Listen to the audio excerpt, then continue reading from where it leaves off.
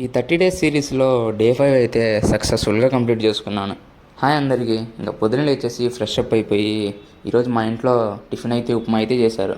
ఇంకా ఉప్మా నీట్గా ప్లేట్లో పెట్టుకొని షుగర్ వేసుకొని తినేసాను. ఇంకా తినేసి అయిపోయిన తర్వాత చిన్న జిమ్కి అయితే వెళ్ళిపోయాను.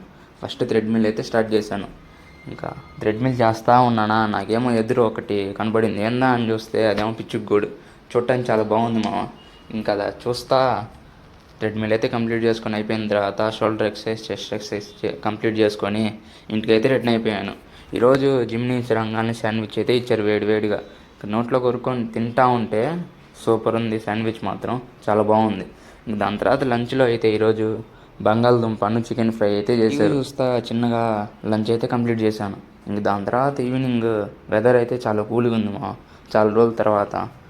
ఇంక దాని తర్వాత ఈరోజు మ్యాచ్ అయితే స్టార్ట్ అవబోతుంది. ఇలా విరాట్ కోహ్లీ, రోహిత్ శర్మ ఆడుతూ ఉంటే చూడటానికి ఎంత బాగుంది అసలు.